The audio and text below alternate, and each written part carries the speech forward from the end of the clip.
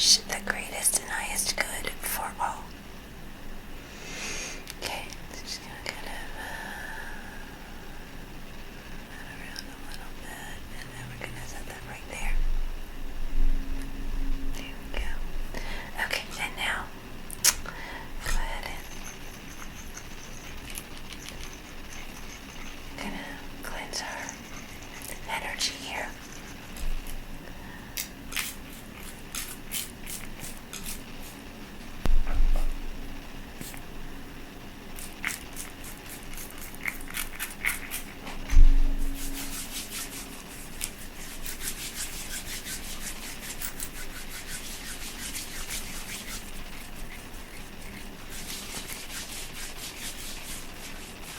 Alright. And then now we're going to clear our space a little bit more with the sage smoke.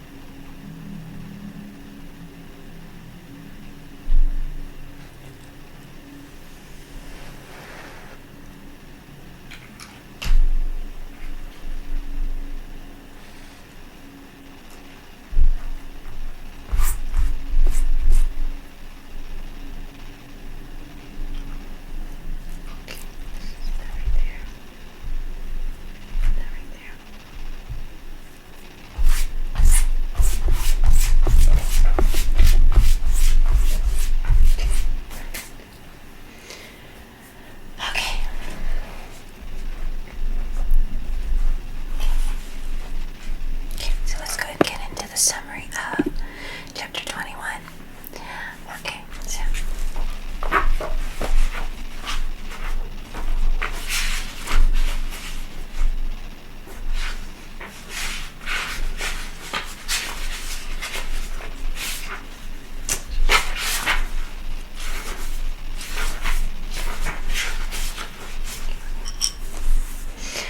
so the next day, Uncas was able to finally find the moccasin trail of Magua and his captives.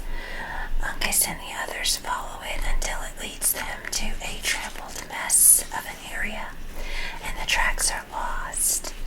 Knowing that they are now in enemy territory, they realize they must separate in order to continue the search, and Hayward is sent deep into the territory to the other side, where he mistakes a beaver pond and several beavers for the actual enemy and their village. There he also finds a man dressed as a native and almost kills him until he realizes it was Gammon, and that's where we pick up in chapter 22. Okay. All right.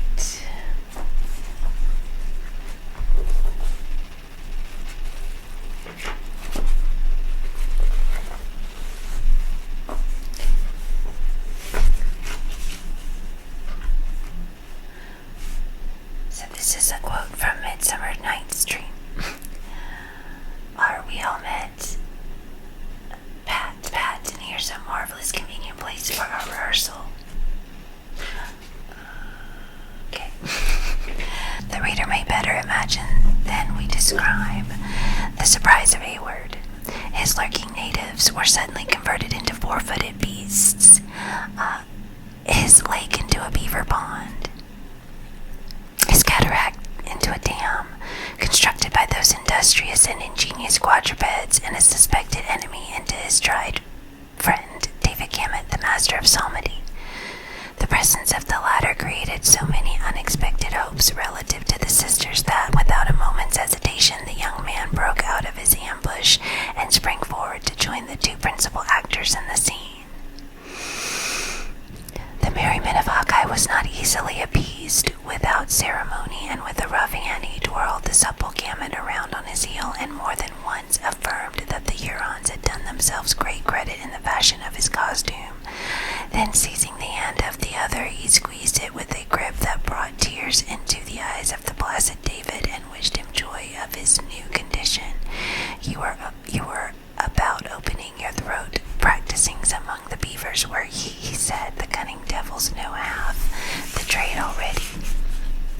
For they beat the time with their tails, as you heard just now, and in good time it was too, or killdeer might have sounded the first note among them. I have known greater fools who could read and write than an experienced old beaver, but as for squalling, the animals are born dumb. What think you of such a song as this? David shut his sensitive ears, and even Hayward, apprised as he was of the nature of the cry, look upward in the quest of the bird, as the cawing of a crow rang in the air about them. See, continued the laughing scout as he pointed toward the remainder of the party, who, in obedience to the signal, were already approaching. This is music which has its natural virtues. It brings 2 good rifles to my elbow, to say nothing of the knives and tomahawks. But we see that you are safe. Now tell us what has become of the maidens. They are captives to the heathen, said David, and though greatly troubled in spirit, enjoying comfort and safety in the body. Both, demanded the breathless Hayward. Even so, though our wayfaring has been sore and our sustenance is scanty, we have had little other cause for complaint except the violence done our feelings by being thus led in captivity into a far land. Bless ye for these very words, exclaimed the trembling Monroe. I shall then receive my babes, spotless and angel-like as I lost them. I know not that their delivery is at hand, returned the doubting David. The leader of these savages is possessed of an evil spirit that no power short of omnipotence can tame. I have tried him sleeping and waking, but neither sounds nor language seem to touch his soul. Where is the knave? Bluntly interrupted the scout.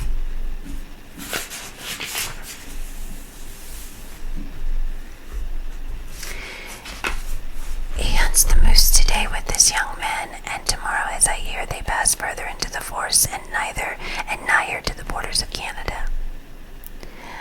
The elder maiden is conveyed to a neighboring people whose lodges are situate up beyond yonder black pinnacle of rock, while the younger is detained among the women of the Hurons, whose dwellings are but 2 short miles hence on a tableland where the fire had done the office of the axe and prepared the place for their reception. Alice, my gentle Alice, murmured Hayward, she has lost the consolation of her sister's presence. Even so, but so far as praise and thanksgiving and psalmody can temper the spirit in affliction, she has not suffered. Has she then a heart for music of the graver and more solemn character, though it must be acknowledged that in spite of all my endeavors, the maiden weeps oftener than she smiles. At such moments I forbear to press the holy songs, but there are many sweet and comfortable periods of satisfactory communication when the ears of the savages are astounded with the upliftings of our voices. And why are you permitted to go at large, unwatched? David composed his features into what he intended should express an air of modest humility, before he meekly replied, little be the praise to such a worm as I, but though the power of psalmody was suspended in the terrible business of that field of blood through which we have passed, it has recovered its influence over the souls of the heathen, and I am suffered to go and come at will. The scout laughed and tapped his own forehead significantly. He perhaps explained the singular indulgence more satisfactorily when he said, the natives never harm a non-composer. But why, when the path lay open before your eyes, did you not strike back on your own trail? It is not so blind as that which a squirrel would make, and bring in the tidings to Edward. The scout, remembering only his own sturdy and iron nature, had probably exacted a task that David under no circumstances could have performed. But without entirely losing the meekness of his air, the latter was content to answer, though my soul would rejoice to visit the habitations of Christendom once more, my feet would rather follow the tender spirits entrusted to my keeping even into the idolatrous province of the Jesuits than take one step backward while they pined in captivity and sorrow. Though was not very intelligible, the sincere and steady expression of his eye and the glow of his honest countenance were not easily mistaken. Uncas pressed closer to his side and regarded the speaker with a look of commendation, while his father expressed his satisfaction by the ordinary pithy exclamation of approbation. The scout shook his head as he rejoined, "The Lord never intended that the man should place all his endeavors in his throat to the neglect of other and better gifts. But he has fallen into the hands of some silly woman when he should have been gathering his education under a blue sky among the beauties of the forest. Here, friend, I did intend to kindle a fire with his tooting whistle of thine, but as you value the thing, take it and blow your best on it." Gamut received his pitch pipe with a strong expression of pleasure, as he believed compatible with the great functions he exercised. After essaying its virtues repeatedly in contrast with his own voice, and satisfying himself that none of its melody was lost, he made a very serious demonstration toward achieving a few stanzas of one of the long effusions in the little volume so often mentioned. Hayward, however, hastily interrupted his pious purpose by continuing questions concerning the past and present condition of his fellow captives, and in a manner more methodical than had been permitted by his feelings in the opening of their interview. David, though he regarded his treasure with longing eyes, was constrained to answer, especially as the venerable father took a part in the interrogatories with an interest too imposing to be denied.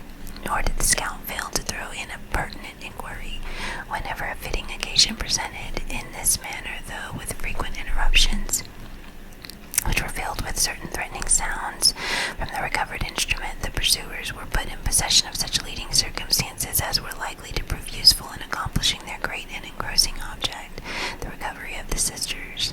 The narrative of David was simple and the facts but few. Magua had waited on the mountain until a safe moment to retire presented itself, when he had descended and taken the route along the western side of the Hurricane in direction of the Canadas. As the settled Huron was familiar with the paths and well knew there was no immediate danger of pursuit, their progress had been moderate and far from fatiguing. It appeared from the unembellished statement of David that his own presence had been rather endured than desired, though even Magua had not been entirely exempt from that veneration with which the natives regard those whom the Great Spirit had visited in their intellects. At night the utmost care had been taken of the captives, both to prevent injury from the damps of the woods and to guard against an escape. At the spring the horses were turned loose, as has been seen, and notwithstanding the remoteness and length of their trail.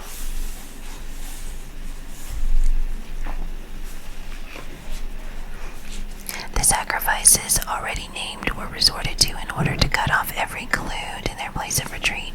On their arrival at the encampment of his people, Magua, in obedience to a policy seldom departed from, separated his prisoners.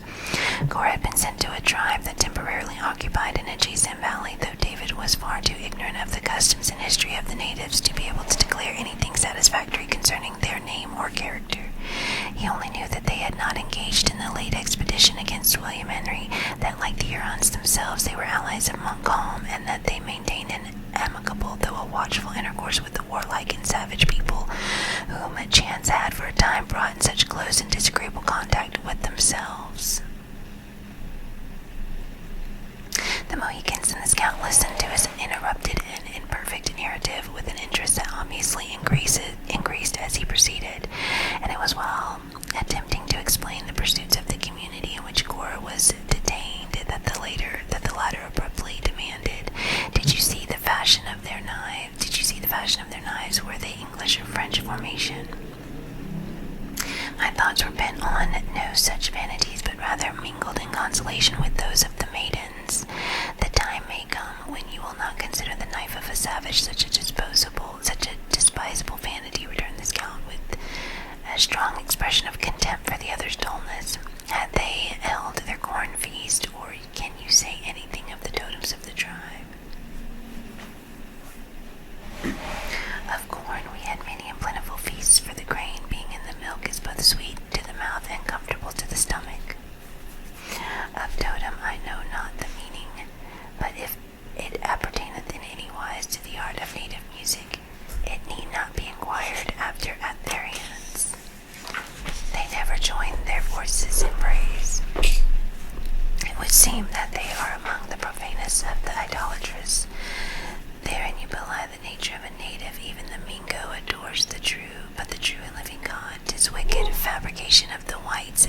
say it to the shame of my color, that would make the warrior bow down before images of his own creation.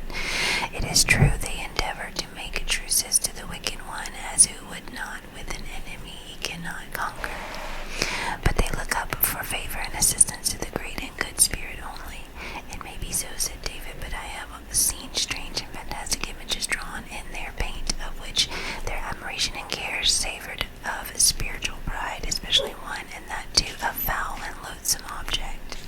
Was it a serpent? Quickly demanded the scout. Much the same. It was in the likeness of an object, and creeping tortoise, exclaimed both the attentive Mohicans in a breath, while the scout shook his head with the air of one who had made an important but by no means a pleasing discovery. Then the father spoke in the language of the Delawares, and with a calmness and dignity that instantly arrested the attention even of those whom his words were unintelligible. His gestures were impressive and at times energetic. Once he lifted his arm on high. As it descended, the action threw aside the folds of his light mantle, a finger resting on his breast, as if he would enforce his meaning by the attitude. Duncan's eyes followed the movement, and he perceived that the animal just mentioned was beautifully, though faintly, worked in a blue tint on the swarthy breast of the chief. All that he had ever heard of the violent separation of the vast tribes of the Delawares rushed across his mind, and he awaited the proper moment to speak, with a suspense that was rendered nearly intolerable by his interest in the stake. His wish, however, was anticipated by the scout, who turned from his red friend, saying, We have found that which may be good or evil to us, as heaven disposes. The Sagamore is of the high blood of the Delawares, and is the great chief of their tortoises.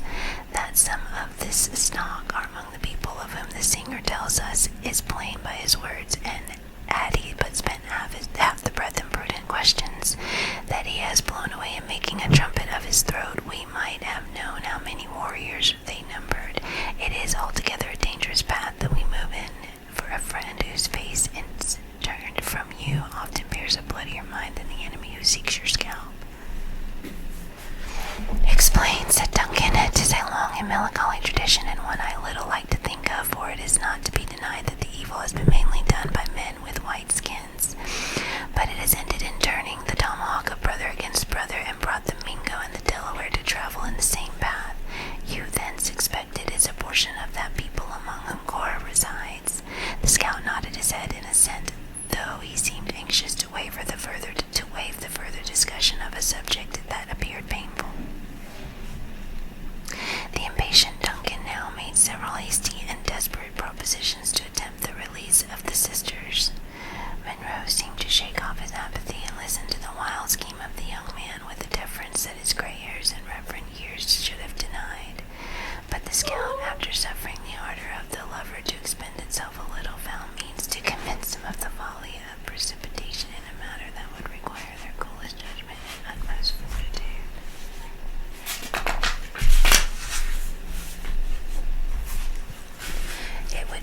It would be well, he added, to let this man go in again as usual, and for him to tarry to the lodges, giving notice to the gentle ones of our approach, until we call him out by signal to consult. You know the cry of a cow, friend, from the whistle of the whippoorwill. 'Tis a pleasing bird, returned David, and has a soft and melancholy note, though the time is rather quick and ill-measured. It speaks of the wished-on wish, said the scout. Well, since you like the whistle, it shall be your signal. Remember then, when you hear the whippoorwill's call 3 times repeated, you are to come into the bushes where the bird might be supposed to stop. Interrupted. I will accompany him. You, exclaimed the astonished Hawkeye, are you tired of seeing the sun rise and set? David is a living proof that the Hurons can be merciful. Hey, but David can use his throat as no man in his senses would pervert the gift. I too can play the madman, the fool, the hero, in short, any or everything to rescue her I love. Name your objections no longer. I am resolved. Hawkeye regarded the young man in a moment in speechless amazement, but Duncan, who in deference to the other's skill and services had hitherto submitted somewhat implicitly to his dictation, now assumed the superior with a manner that was not easily resisted. He waved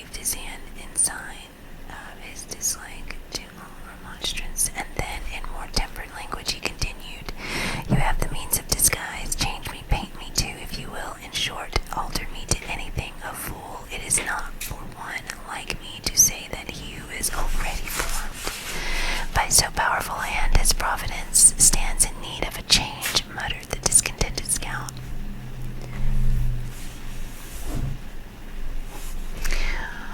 When you send your parties abroad in war, you find it prudent at least to arrange the marks and places of encampment in order that they who fight on your side may know when and where to expect a friend.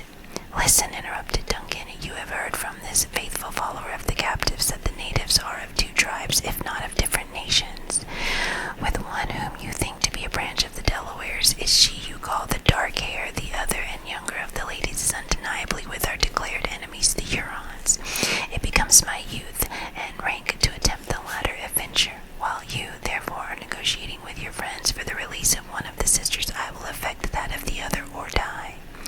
The awakened spirit of the younger soldier gleamed in his eyes, and his form became imposing under its influence.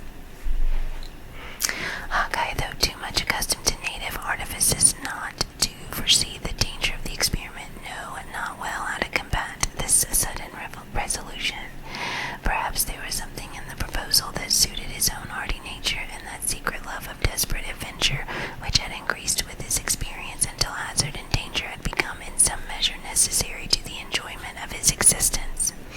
Instead of continuing to oppose the scheme of Duncan, his humor suddenly altered, and he lent himself to its execution. Come, he said with a good-humored smile, the buck that will take to the water must be headed and not followed. Chingachgook has as many different paths as the engineer officer's wife who takes down nature on scraps of paper, making the mountains look like cocks of rusty hay and placing the blue sky in reach of your hand. The Sagamore can use them to seat yourself on the log and my life on it. He can soon make a natural fool of you, and that well to your liking. Duncan complied, and the Mohican, who had been an attentive listener to the discourse, readily undertook the office. Long practiced in all the subtle arts of his race, he drew with the great dexterity and quickness the fantastic shadow that the natives were accustomed to consider as the evidence of a friendly and jocular disposition. Every line that could possibly be interpreted into a secret inclination. Every line that could possibly be interrupted into a secret inclination for war was carefully avoided, while on the other hand he studied those conceits that might be construed into amity. In short, he entirely sacrificed every appearance of the warrior to the masquerade of a buffoon. Such exhibitions were not uncommon among the natives, and as Duncan was already sufficiently disguised in his dress, there certainly did exist some reason for believing that, with his knowledge of French, he might pass for a juggler from Ticonderoga, straggling among the allied and friendly tribes. When he was thought to be sufficiently painted, the scout gave him much friendly advice, concerted signals, and appointed the place where they should meet in the event of mutual success. The parting between Monroe and his young friend was more melancholy. Still, the former submitted to this separation with an indifference that his warm and honest nature would never have permitted in a more healthful state of mind. The scout led Hayward aside and acquainted him with his intention to leave the veteran in some safe encampment in charge of Chingachgook while he and Uncas pursued their inquiries among the people they had reason to believe were Delawares. Then, renewing his cautions and advice, he concluded by saying with a solemnity and warmth of feeling with which Duncan was deeply touched, "And now, God bless you, you have shown a spirit that I like, for it is the gift of youth, more especially one of warm blood and a stout heart, but believe the warning of a man who has reason to know all he says to be true. You will have occasion for your best manhood and for a sharper wit than what is to be gathered in books afore you outdo the cunning or get the better of the courage of a Mingo. God bless you if the Hurons master your scalp. Rely on the promise of one who has two stout warriors to back him. They shall pay for their victory with the life for every year it holds. I say, young gentlemen, may Providence bless your undertaking, which is altogether for good, and remember that to outwit the knaves it is lawful to practice things that may not be naturally the gift of a shook his worthy and reluctant associate warmly by the hand, once more recommended his aged friend to his care, and returning his good wishes, he motioned to David to proceed. Hawkeye gazed after the high-spirited and adventurous young man for several moments in open admiration. Then, shaking his head doubtingly, he turned and led his own division of the party into the concealment of the forest. The route taken by Duncan and David lay directly across the clearing of the beavers and along the margin of their pond. When the former found himself alone with one so simple and so little qualified to render any assistance in desperate emergencies, he first began to be sensible of the difficulties of the task he had undertaken. The fading light increased the gloominess of the bleak and savage wilderness that stretched so far on every side of him, and there was even a fearful character in the stillness of those little huts that he knew were so abundantly peopled. It struck him as he gazed the admirable structures and the wonderful precautions of their sagacious inmates that even the brutes of these vast wilds were possessed as an instinct of nearly commensurate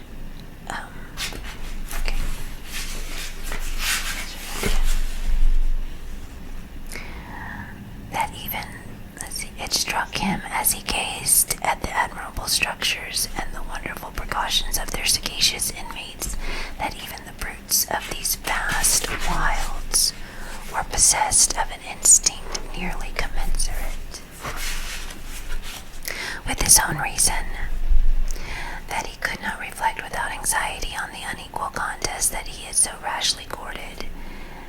Then came the glowing image of Alice, her distress, her actual danger, and all the peril of this situation was forgotten. Cheering David, he moved on with the light and vigorous step of youth and enterprise. After making nearly a semicircle around the pond, they diverged from the watercourse and began to ascend the level of a slight elevation in the bottom land over which they journeyed. Within half an hour they gained into margin of another opening that bore all the signs of having been also made by the beavers, and which those sagacious animals had probably been induced by some accident to abandon for the more eligible position they now occupied.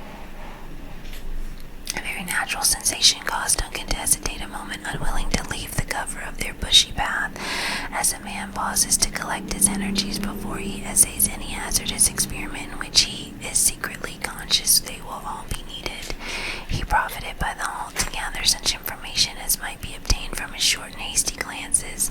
On the opposite side of the clearing, and near the point where the brook tumbled over some rocks from a still higher level, some 50 or 60 lodges, rudely fabricated of logs, brush, and earth intermingled, were to be discovered. They were arranged without any order, and seemed to be constructed with very little attention to neatness or beauty.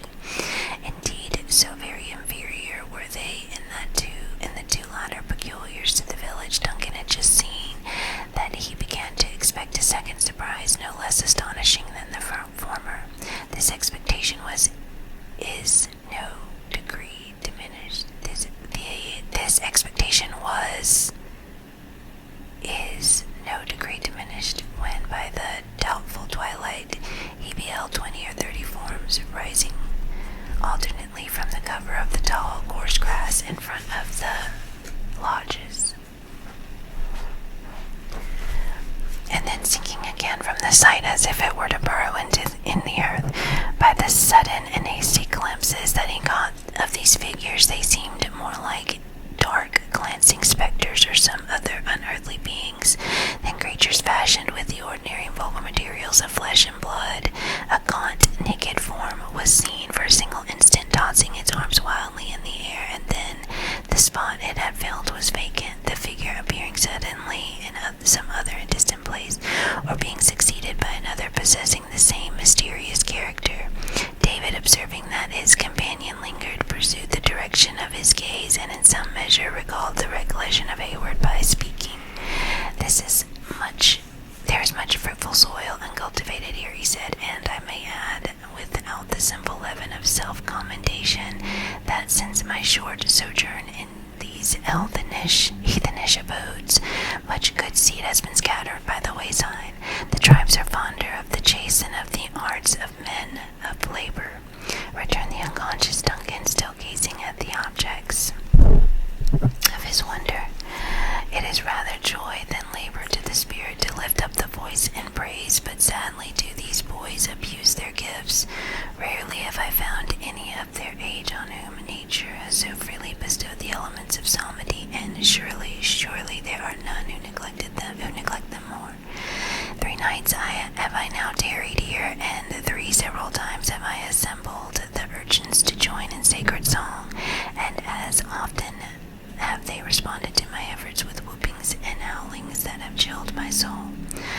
of whom speak you?